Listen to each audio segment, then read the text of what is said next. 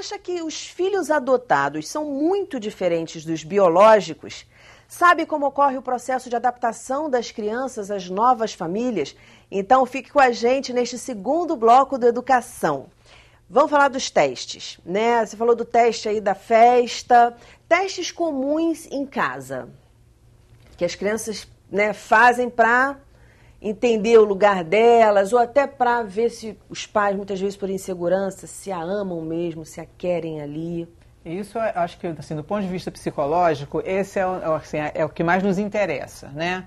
Para além dos testes assim, de comportamento, não quero isso, até porque tem uma idade que é do não quer nada. Todas as crianças, não é a criança que é adotada. Para além disso, eu acho que a especificidade da adoção, ela vai trazer essa, digamos assim, esse feitio que a gente observa na maioria das crianças, né, as maiores, na busca de construção do seu lugar de amor, né? Com seu pai, com sua mãe, com seu pai e sua mãe, e na família também. Isso vai também para as avós, para as tias, né? No colégio. Eu acho que o que chama a atenção às vezes assim, é uma indisciplina, é uma agitação maior, é um questionamento. Né? Por exemplo, essa frase, né, que os filhos biológicos também falam. Você não é meu pai, você não é minha mãe. Vocês já escutaram isso? Várias vezes. Várias vezes. E aí a primeira vez, né, que é aquela que deve dar mais impacto, assim, vocês já estavam achando que isso podia acontecer? Acho que de repente porque vocês frequentaram né, o quintal de Ana. Como é que foi para vocês ouvir isso e como é que vocês saíram dessa? Pra mim, o fato de eu ouvir isso, eu já estava preparada para ouvir, não me machucou em nada. Tanto que eu sou super segura em relação a isso. Ele fala para mim assim, você não é minha mãe. Eu falei, quem te disse que eu não sou sua mãe? Eu que cuido de você, quando você está doente eu te levo no médico. Quando você está com dor de barriga, quem cuida de você sou eu. Eu sou sua mãe. E eu sou sua mãe que nasceu, você nasceu no meu coração e eu nasci no seu. Então não existe essa de não ser sua mãe. Ele vai falar assim, rapaz, vai escovar o dente. E você não é meu pai? Eu sou seu pai, rapaz? Eu não sou seu pai, mas você é meu filho, vai lá escovar o dente agora. Aí ele vai, né? E talvez uma criança biológica não fale exatamente essa frase, mas fale, você não manda em mim. Não, outro dia eu ouvi, eu sei que é filha biológica, criança gritando na casa do vizinho, gritando. Eu, caramba. Aí só escuta a garota assim, eu te odeio! Eu te odeio! Eu falei assim, caraca, o negócio tá pegando fogo. Agora, uma situação dessa, existe uma situação às vezes que é mais grave, que é mais tensa. Que às vezes a criança vai dar um socorro ou ela tem uma reação que a gente não está acostumado. A gente não está acostumado porque a gente não viveu essa experiência. E a gente tem também, assim, como a gente nunca educou um bebê, não passou pelo processo todo, e a gente vê uma reação de uma criança mais velha, como a gente não teve a experiência de educar desde cedo, a gente se assusta um pouco achando que aquilo é específico da adoção e não é. É de uma criança. Qualquer uma tem esse tipo de reação.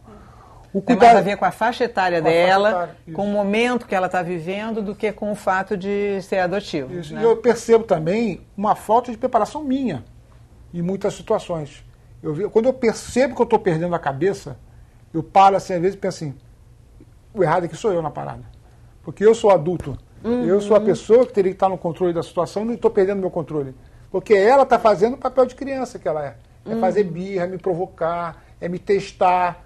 Então, se ela conseguiu, tem alguma coisa errada comigo. Eu acho que eu tenho que me rever. E eu erro muito, eu percebo isso. Eu erro muito. A vantagem é que eu estou atento nesses meus erros, né? Para poder melhorar. Né?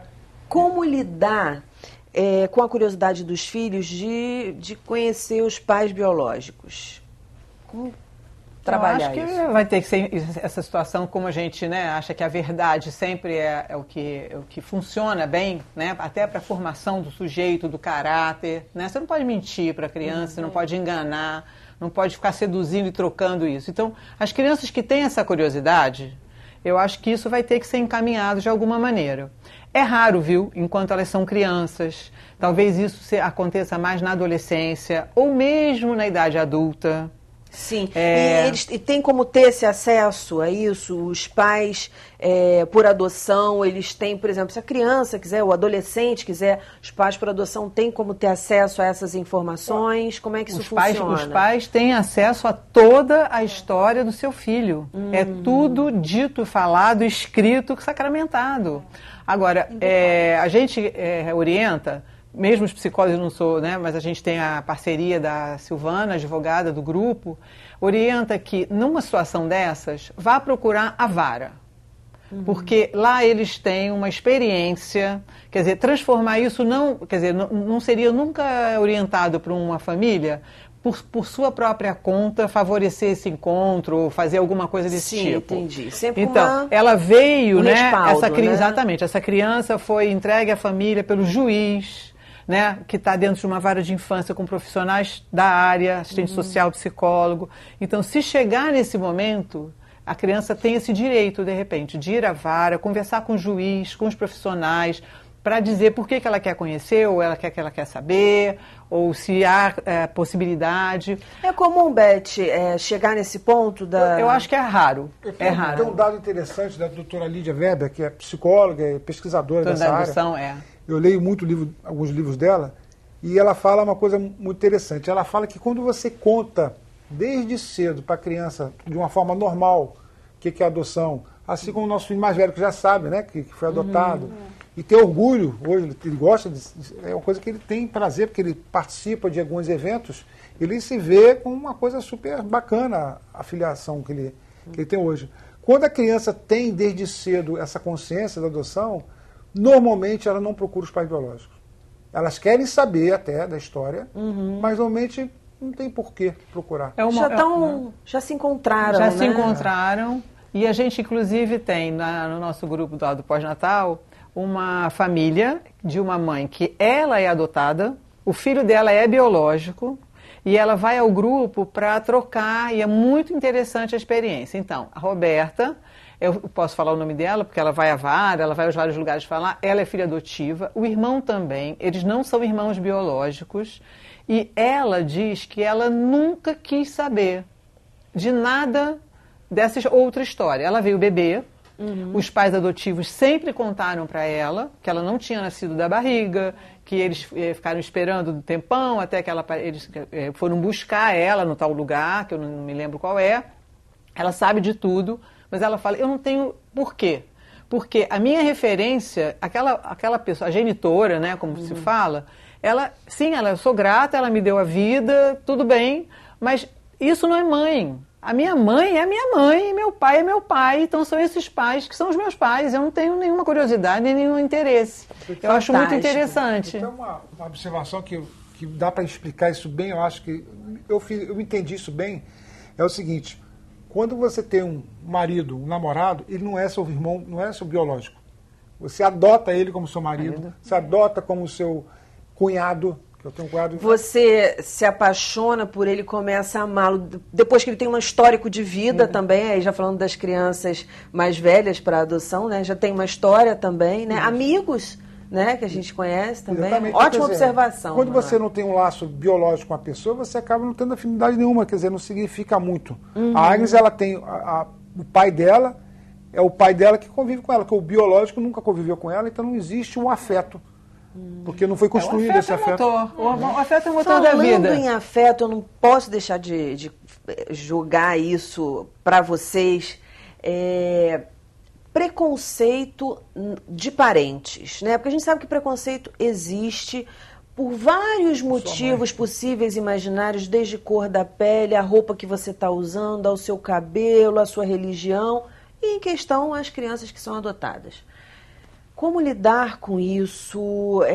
Como garantir essa convivência em família e tentar romper essa barreira do preconceito? Vocês tiveram algum problema na família? Tem um fato interessante, eu queria que ela falasse, que é muito legal da mãe, né? A mudança. Mas antes, assim, só para dar uma entrada aqui para ela, eu acho muito importante nós, pais por adoção, a gente estar muito seguro do que a gente quer.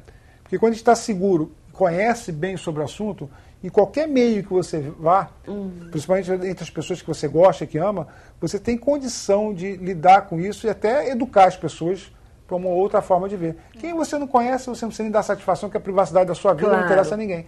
Mas que é da família, a gente está preparado, a gente ter firmeza e conhecimento daquilo que a gente quer, você transmite isso de uma forma tão legal que as pessoas acabam absorvendo. E ela tem um fato interessante da mãe dela.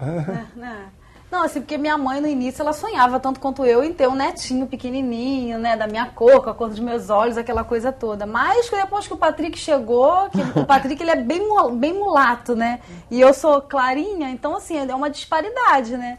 Mas a minha mãe hoje é super apaixonada por ele. Mas teve uma situação interessante que eu vivi uma vez, estávamos eu e ele num restaurante. E aí eu tinha uma mulher sentada na mesa e ela ficou olhando assim a ele, mãe, vem aqui, não sei o que. Eu, não, filho, vem cá, babá. E a mulher olhou assim pra mim. Nunca vi aquela mulher na minha vida. Ela perguntou assim, ele é seu filho? Eu falei, é. Ela, nossa, mas ele é tão diferente de você, né? Você é loura, de olho claro, e ele mulato. Aí eu falei assim, menina, você não sabe, ele é a cara do pai. Ótimo. Pai. Por que eu fiz isso? Não é uma mentira, não é... Na verdade, o que eu quis, eu não queria que ela soubesse da minha vida. O que ela nunca mais ia ver aquela mulher na vida? Imagina, né? então, e ela ia falar, não, mas menina, senta aqui, me conta como é que foi isso. Vamos tomar um cafezinho, hein? Acabou, entendeu? né? Então, Acabou o teu não, passeio, teu momento com teu filho. Mas um conselho que eu gostaria assim, só de dar nesse aspecto, que a mãe dela, por exemplo, ela tinha um certo preconceito sobre a adoção.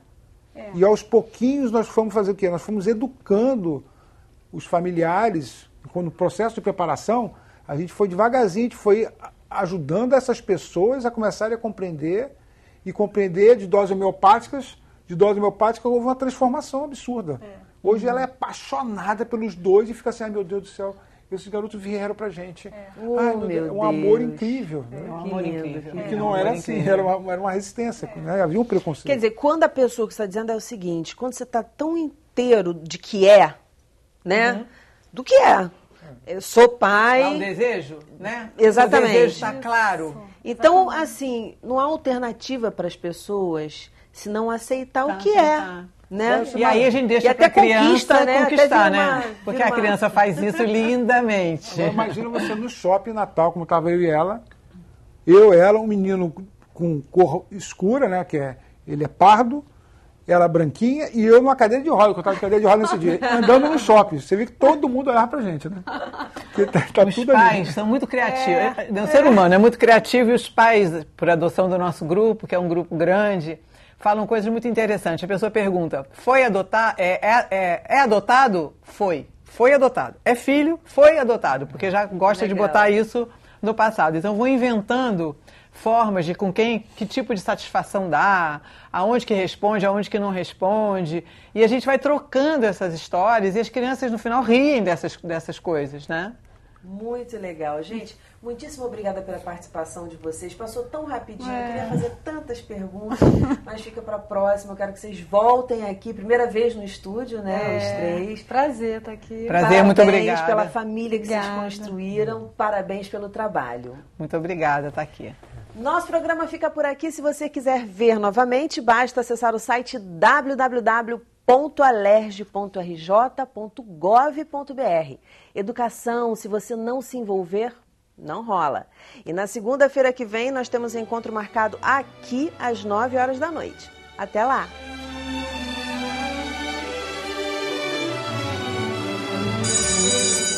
Eu gosto de Romeu e Julieta porque tem romance e eu gosto, essa é mais minha praia. Eu não gosto de Bambi porque no Bambi a mãe de Bambi morre e eu sou muito ligada em animais.